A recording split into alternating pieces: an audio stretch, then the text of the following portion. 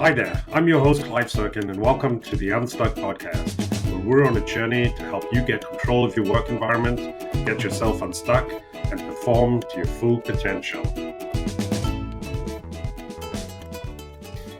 All right, big day today. My guest is an old friend. I mean, he's not old, but we go back a while. Salim Holder. Salim is the co-founder and CEO of 4th Avenue Market, which is a social enterprise that leverages e-commerce and educational services to improve economic conditions for disadvantaged or marginalized communities. And the way I've heard Salim put it is 4th Ave is a social enterprise with a store. And we're going to get into that in a while. But first of all, Salim, finally, great to have you on the podcast, my friend. Welcome. Appreciate it, Clive. It's good to be here with you, man. It's been too long. Way too long.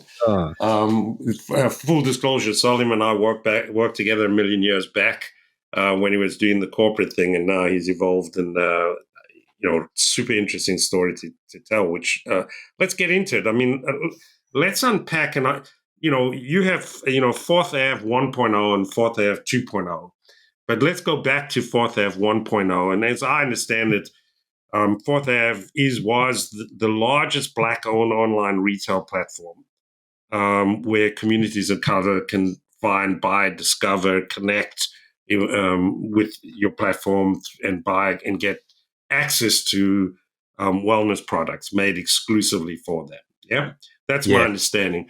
Talk to me about the conceit of 4th Ave, where it came from, why you did it, and let's focus on 1.0 because I want to tell the story of where you started and then where you are right now. 100%. So, 4th Ave started when I left the corporate world. I was enjoying my career in the corporate world. It's kind of two things that kind of happened to me as I was making some good progress on some businesses, growing them by millions of dollars. And I kind of had this epiphany. I was like, wait a minute, if I could do it for you guys, I could probably do it for me. But I think the bigger challenge was I just lacked fulfillment in what I was doing every day. Like I liked the people I was working with. I liked the projects I was working on, but I couldn't necessarily see the connection between what I was doing and how that was having a positive impact on the communities I was a part of or those that I even lived in. And so in 2018, I stepped out on faith and decided I was going to chart my own path. Wasn't exactly sure where it was going to be, but I knew it wasn't where I was at. And the only way to do something different is to do something different. And so I decided to do something different and chart my path. And in doing that, I remember having this conversation with a sales broker a year before I left my job, the corporate world. The sales broker had spoken with. Her job was getting products on the shelves of Walmart's, Targets, corner stores, etc. And I'd worked with her for years in doing that. But she told me she started this e-commerce company, and she started the company. It was called JuicyDo.com. And as she termed it, it was ethnic hair care, multicultural personal care products, which I thought was a pretty interesting idea. A year later, when I left the corporate world, I went back and I had a conversation with her, and I was talking to her about this other product idea that I had. But as I was talking to her, I said, well, what are you doing with that JuicyDo.com business? And she said, well, honestly, Salim, I just want to retire. It's going okay. But I just she had many other businesses. She didn't necessarily need the money. So she was just like, I kind of want to retire. And so I said to her, well, what if I'm able to take that off of your hands? And so I called a partner of mine who had worked for years in technology, as software engineering manager, et cetera. And I was like, listen, with your background in technology and mine in marketing, I think we could take this platform and we can build it into something exciting. And so I went and I spoke to her, and she was willing to make the sale of it. And so I purchased it from her. And overnight, we became the largest Black-owned online hair and beauty retail platform in the U.S. with over 7,000 products. And it was simply because of the amount and range of products that we offer. We have everything on the platform from hair and beauty, like Head and Shoulders for everybody, to specific products that are unique to the needs of the Black community or communities of color. But here's what I recognize. As I bought this company and I start to do additional diligence and understanding the category, I started to realize that this was a supersized opportunity because there was a significant amount of imbalance that existed in the category and a strong amount of emotional tension that consumers felt shopping the category. Here you have a consumer base that spends upwards of $2 billion a year. And I'm just talking about the shampoos, conditioners, and the hair product. I'm not talking about wigs, weaves, extensions, et cetera. $2 billion a year. It equates to 85% of sales of ethnic and multicultural hair products. But yet we owned, as a Black community, 7% of the stores. And so it wouldn't have really been a problem, but I reflected on my own experience and had conversations with others who had similar experiences.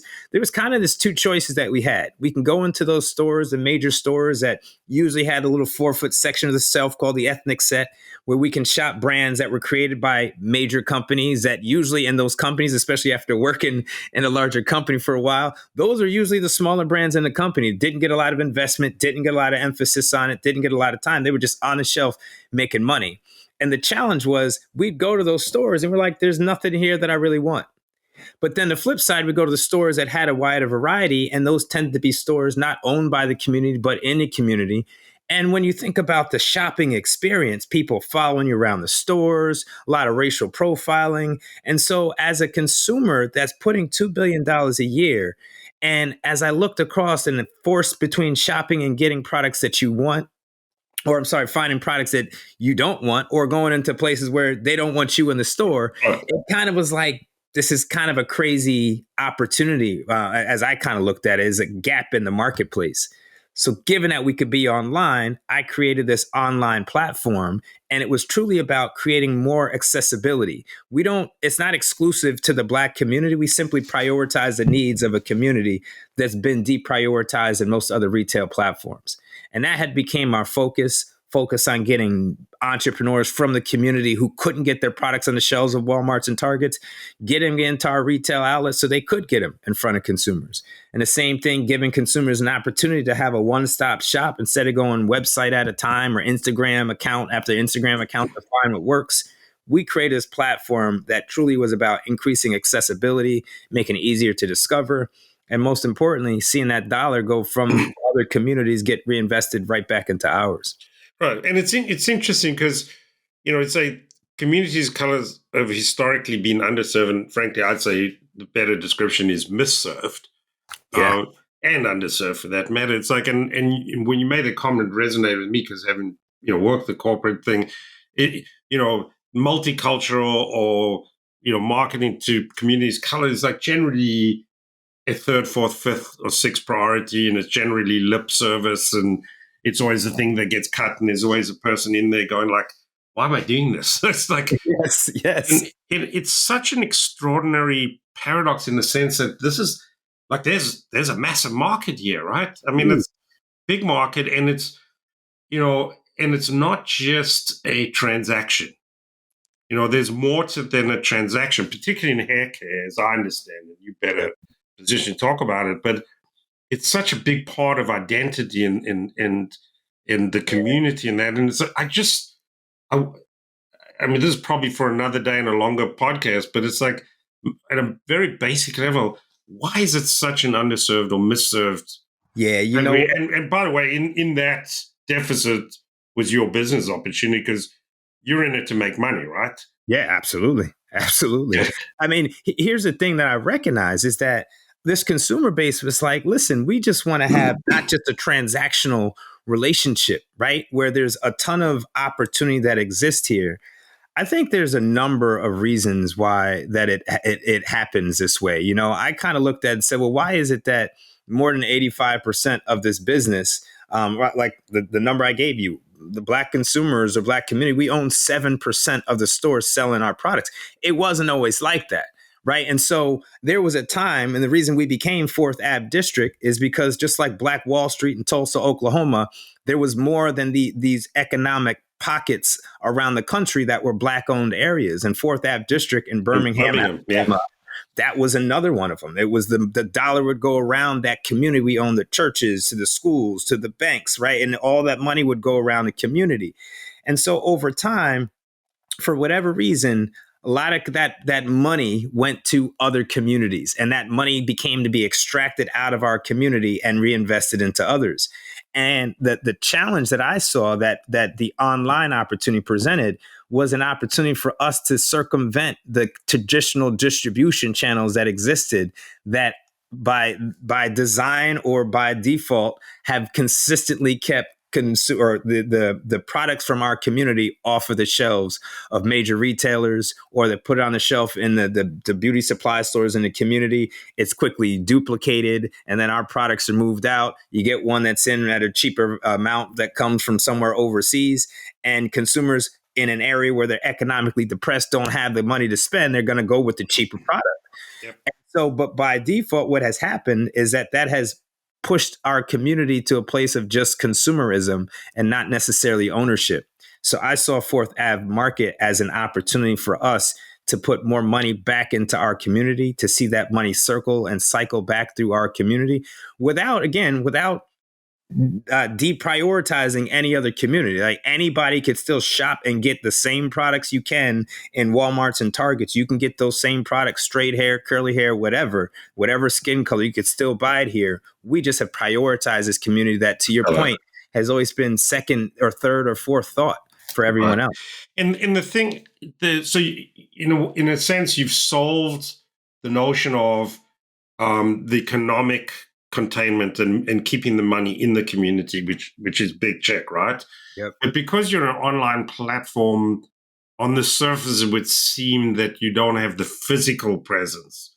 But as I understand it, a big part of your model is reaching the community through the pillars that sort of hold the community together, be it at the church, be it the barbershop, which I assume is a central piece, and coincidentally a perfect fit with the product line, but not it's much bigger than that. And the colleges, and talk about that, because I got to believe that that's fundamental to your model and having that physical sort of presence in the community. Yeah, you know what I recognize is that every single community has this ecosystem of how information is exchanged in the community. And for historical reasons in the US, the Black community has developed an ecosystem that has, again, it's just because of the historical way that the Black community has grown in the US. There are certain institutions here that if you can tap into them, you could tap into them and reach 90% of the Black community without having any major TV commercials. That's why there's so many things that happen. If you're not a part of that ecosystem, you don't know, but everybody else in the community knows about it, right? And there's certain elements of that community. To your point, there's the barbershop and the salon. There are the churches and the mosque. There are the HBCUs and the historically Black colleges and universities. And then there are community organizations like Jack and Jill or Kappa Alpha Psi or Alpha Kappa Alpha. And so to me, what I understood was there's already this information ecosystem. If I can find ways to incentivize the passing of information, whether it's products, whether it's services, pass information throughout that ecosystem, now it's an equal exchange of value. And the bigger I grow, the more benefit each of these parts of the community also gain. And so this has actually led to us moving into, which we could talk about later, the new trade program. This has led to us to find opportunities to actually fulfill products for foster care centers, homeless shelters, women's shelters. And it's not just the products that we give at discounted prices, but there's also other services that we offer. Because again, it's not just about selling hair and beauty products. It's really about empowering and uplifting an entire community. And that's how we've built our overall business model. It's taken us a little while to get here, but it's truly like building this in a way that it's not just a transactional relationship of selling products. It's really building a base. Well, let's talk about Fourth Ave 2.0, and how the new trade program came into being and how those two work together, because I think that's fascinating. And as I understand it, and I don't have real depth of understanding because you're going to give it to us. Sure. That's taken you to a whole new level in terms of the voltage of the platform, but also the impact in the community, as you just said. Definitely. You know, what we started to do was, as we look to expand our opportunities in e-commerce, naturally, it takes a nice investment to really be able to drive that growth. We didn't get a huge investment. We had some great people who've invested and it helped us to get to kind of where we were and get the ball moving, but we didn't have that huge investment. And so I look for opportunities where we can then begin to get bulk orders or larger orders. And I just happened to notice that there was someone who was already ordering from us at a nice amount each month. It was our largest customer. So I called them up and said, "Hey, how you doing? How'd you find us?" And they told us their story. And it come to find out it was a foster care center. And what they said is that we actually have about 60 to 80% of our clientele are people of color. And where we're getting products right now are products that aren't working for our community. And they also wanted to support and work with a Black owned business, not just because we were Black, but because we would have the products and the knowledge about those products that would then help them make choices about which are the right products that they get for their residents. And so I took that and I said, well, hey, well, what we could do is we can come up with a curated set of products that meet the needs of your residents. But as I also start to do more business with them, I recognize a much bigger need that existed. And that one of the things, if I even take before I talk about that need, what I recognized was the purchase policies are typically in these places are typically, let's get the cheapest stuff we can, because it's not like we got huge $1 million budgets, right? The cheapest stuff we can. And a lot of time that stuff doesn't work for communities of color. So you get them head and shoulders. And now the impact for this 14-year-old girl who's already has enough of issues and emotional stress and trauma that she's dealing with. Now you give her this product that doesn't work for her. Now, for her, she doesn't think like, oh, the product doesn't work. She thinks something's wrong with my hair. Right. I think you said, I'm pretty certain it was you, and if it didn't, I'm giving you credit for it. But I'm pretty certain I heard you say it's not that she's playing with her hair. Right. This is her identity. Yeah. This is her identity. This is like exactly that. It's like this is not just, hey, this is something I style up because I want to style. This is like tied to how people see you, how people treat you, and how, like with this whole idea with the Crown Act, going to work and not getting the job because your hair is in locks or because your hair is natural, right? There's a whole impact of that. And so for those people who have used the wrong products and maybe their hair now is excessively dry, they can't style it in a certain way. It's harder to do it that way. And I was just like, just giving them the right product, spending $2 more and giving them the right product, the impact on her overall self-confidence and self-esteem far outweighs the money saved by just getting a cheaper product. And so what they start to realize is, wow, it's not just about cheaper product. It's really about holistically the health and mental and health of our residents. So they start to buy the products that work for the residents. But bigger than that became the opportunity to take those residents and give them alternative skills as those residents, whether it's in homeless shelters, whether it's students that are getting ready to move out of foster care, age out of foster care. What are they going to do next? And a lot of times they're not given the training. They're not given the education. Most of them aren't able to go to college. I think it's less than 6% are able to leave there and go to college. And so what career paths exist? What I recognize is there's all these career paths that you don't need a college degree for. You just simply need to have some training and some skills and an opportunity to practice those skills. And also, and not just the skills, but the resume and the proven experience and the reference. Yeah, I got to believe it. Without a doubt, because there's a lot of people who I took the certification program and now I bring a certificate and they're like, well, I don't even really know this company that gave you the certification. And these are even larger companies that give certifications and you go to the job. It's like, and say I'm okay with that certification. Now you get on the job and you're just now learning it from scratch. It's almost like I use the analogy of like going to learn how to swim by going watching a couple videos on YouTube. Right. And then you go and you jump into the deep end of the pool and expect, well, how come it's not working the way it did on the YouTube videos? Right. So you got to practice. You got to get in the pool and swim. And so that's what I looked at as an opportunity to give these residents an opportunity to get hands-on experience. They've written blog articles for us. They've created ads for us, Facebook ads, and some of them work and some of them haven't worked.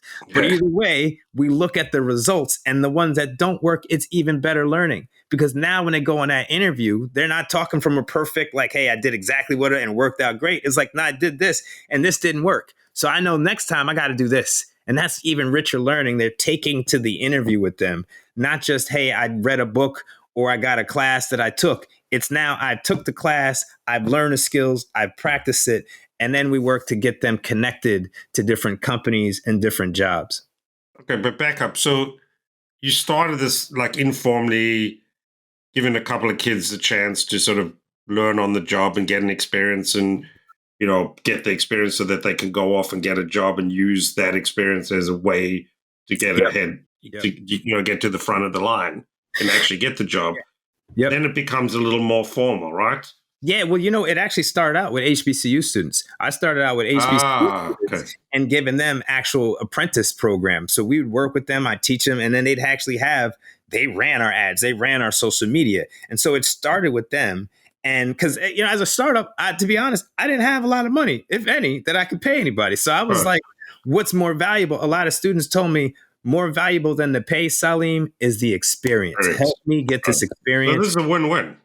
It was a win-win for everybody. And so it moved from the apprentice program, as we called it, to this now more formal training where now we're actually setting up more formal classes and going. And that became a reason for us to kind of set a new company as the new trade program that's focused on the training, that partners with Fourth Ave.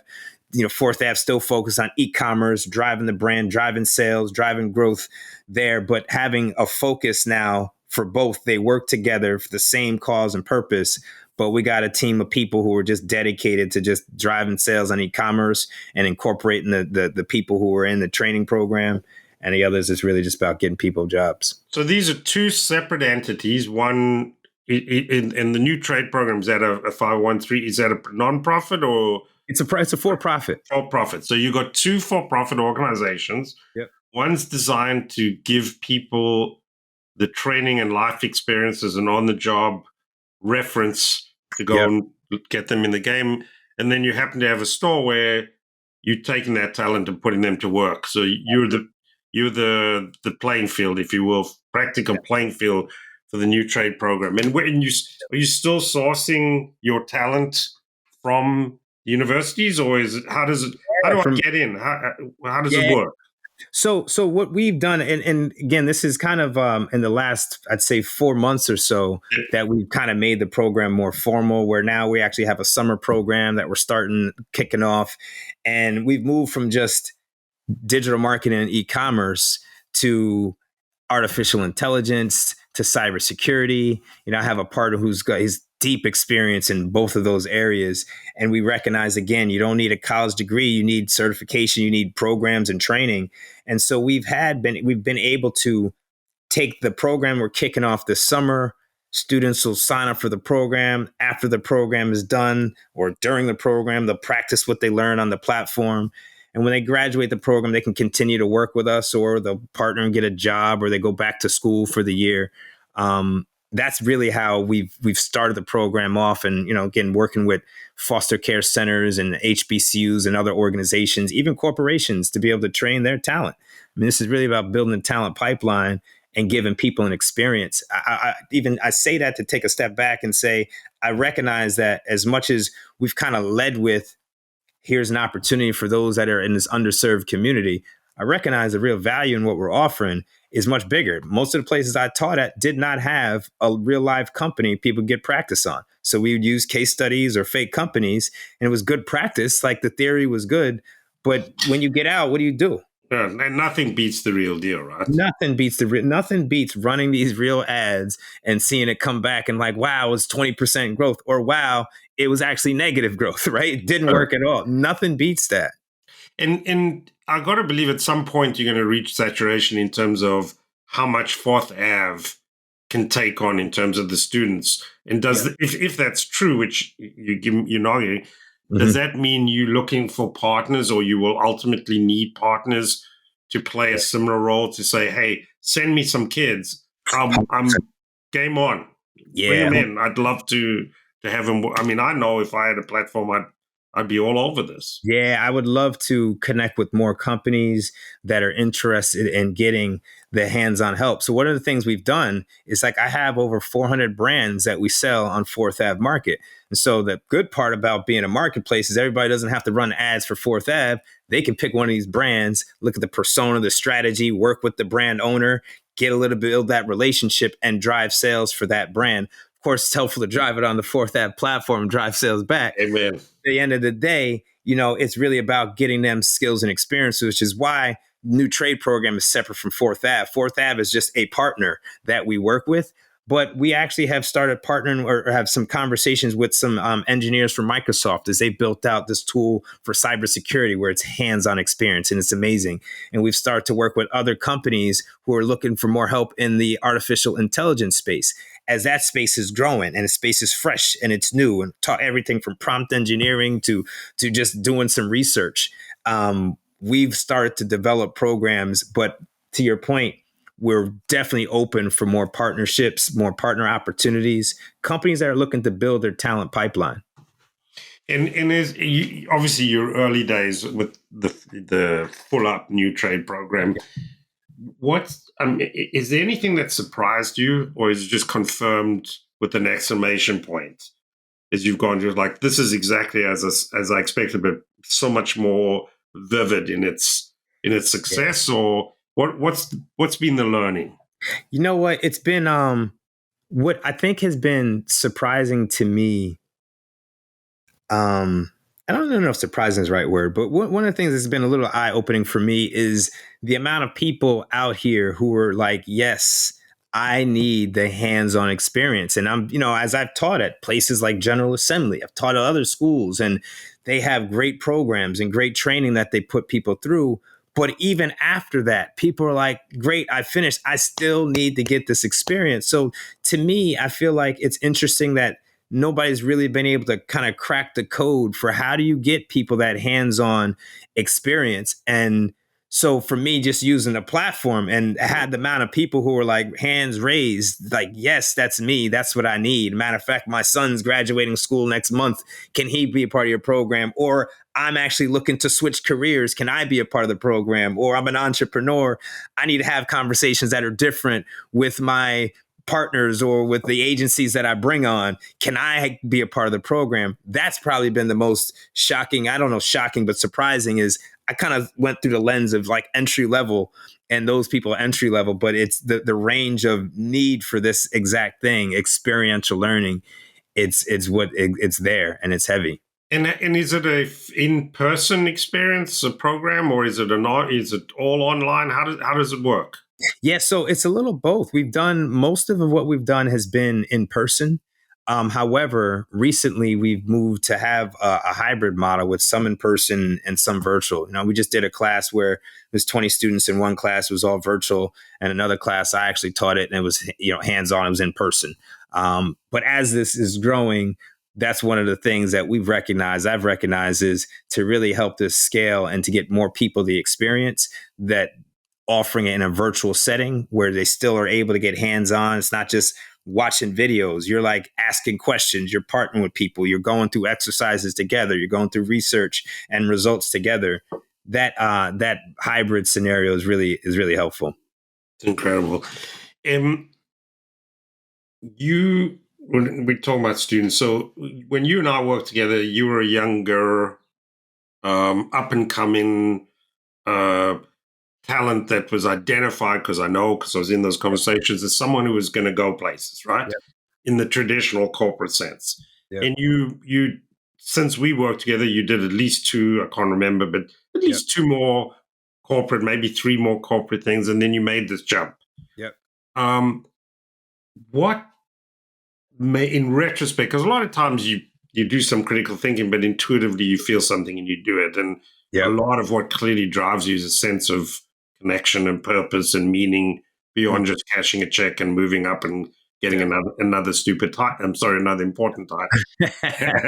So talk to me about that journey and what went through your mind, and how much of it was it sort of critical, rational spreadsheet thinking, or how much of it was just like, I'm feeling something and I'm going to do it for better, for worse. And I'd love to contrast what you thought then and now you're an old man looking back. Yeah. What you're thinking, and how would you tell the story to your son, your 9-year-old son, or your 4-year-old daughter? Yeah. You know what? It was it's very interesting, because I can tell you that when I went to get my MBA, I knew at one point I wanted to run my own business. I didn't know in what or how. I just kind of set out and said, I'm going to go get my MBA. I'm going to work in the corporate world. I'm going to make all the mistakes and then on somebody else's dime. And then I'm going to get out and I'm going to do my thing. And it's going to be to the moon. And obviously there's some ebbs and flows in that whole story. But I can tell you that I really enjoyed the time in corporate America. I met some phenomenal people, but what I kind of hit a point where like I said before, I wasn't feeling fulfilled because what I was doing every day is like, all right, how can I increase the share of this medicine or this tissue or this liquor company, right? And it was like, it's great, but I didn't really get fulfillment from that. I kind of got tired of having those conversations like we had mentioned before, those conversations where I mentioned, hey, this market is ripe for opportunity. And I'm talking about the Black consumers or people of color. And it's kind of like, oh, well, put Salim on the multicultural marketing team, or he's just trying to market to his friends. And that's kind of the way it felt. And, I used to feel like if I told you that it was skateboarders are the opportunity, we'd have people with skateboards, Jenko jeans, and Vans sneakers all across the board. There would be no question and no pushback.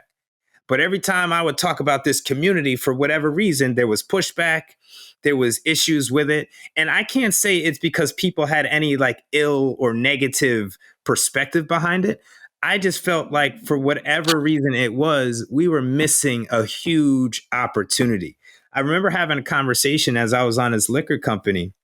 And I remember having a conversation. I'm like, yo, we don't even talk to this market. We should talk to this market. And they said, well, I don't think that's a relevant market for us. And I'm like, I couldn't understand it. But then it was interesting because 4 years later, I got a call from somebody on the team. They're like, yo, that's exactly what you said. That's the core to our strategy. And it's just like those types of things happened over and over again where I'm just like, listen, at the end of the day, I'm here to help the companies. I'm here to help them grow. But I kind of lost satisfaction. I lost connection to the companies. I lost companies that was committed. It felt very transactional to me. And so when I was leaving one company about to go to the next, I was like, I feel like it's going to be the same thing. It's just going to be the same transaction relationship. And I didn't own my time anymore. Of course, as you get, as I grow bigger in the organizations and my title goes up, my time now is spent working on these problems and these projects. And I would be happy to do it if I felt fulfillment in it. And I didn't. And so I remember just stepping out on faith and saying, I'm just going to chart my own path. I feel like I got the skills. I could always learn more. I can always get more experience. But I'm like, I feel like I have enough that I'm going to chart my own path and I'm going to figure it out. And it wasn't an emotional thing. I had thought about this for years and years. And I had like put business plans together and scrap stuff and I had half plans done. And this is, so over the years, especially times when I was frustrated, I was like, you know what? Let me type this business plan up, 2 weeks later, I go back to work, get the check. And I'm like, the checks are kind of good, This is not for the faint of heart, though. When I stepped out, it was great. What motivates me every day is the fact that I'm looking to create a legacy for my kids. It's not just for me having a nice retirement fund, but for me to tell my kids, if you're not happy, you create the change that you want to see. If you want something to happen, then you be a part of creating that. You don't have to wait around. You don't have to wait somebody to tap on your shoulder, say, now it's your turn. You go out and you create it. No matter how hard it is, how difficult it is, I put my head down, I'm resilient, and I'm moving forward in it. And I'm motivated by it. It's not about the money. It's something that's much bigger than me. And that's what excites me and motivates me. But it's not easy. Incredible. Well, and it's also, for the record, it's inspiring to the people who watch. I mean, I know I make it's just a practice of mine. I always follow the people I work with and together with and had time together. And tracking you along the way. And every time you post, you get this feeling like, as my man, yes, and you're out there and you put in, and I know it's a grind, I know it's hard work, but you can't fake passion, right? Right. You can't fake it. And one thing that I've noticed as I've followed you over the years, when you're out there and you're posting and talking and doing, is that genuine passion and commitment. And if you don't have that, you're never going to succeed. You clearly have that, and you are succeeding, and it's just wonderful. It's a beautiful story, and we're going to follow it more. Yep. If people want to track you down, 4thavmarket.com with fourth as in four, not spelled, right? Yep. How do I find the new trade program, and how do I get involved? And So that's question one. Question two is, what does help look like? Great question. So you can find the newtradeprogram.com. So thenewtradeprogram.com, or you can also connect with me, Salim Holder, on LinkedIn. In terms of what help looks like, help comes in a couple different ways. I know somebody reached out to me the other day as they saw I'm moving into artificial intelligence. And it's a gentleman I was in graduate school with. And he's like, I teach this. I've been teaching for years. How can I help? Whether I can help with curriculum, I can help give you guidance, I help give you perspective. How can I help? That's helpful. I know from a corporate perspective, there's corporations like I take a step back. For me, it's about a mutual exchange of benefit.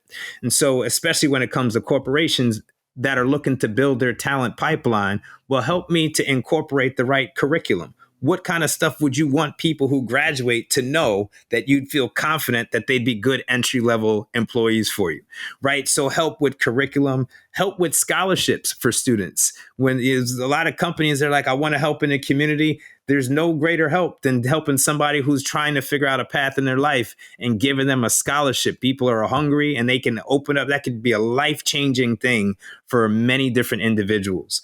So scholarships. And then at the end of the day, partnerships. As we looked at partnerships with Unilever, has been really great in working with us, and they've donated product to us. They've helped out in a number of ways.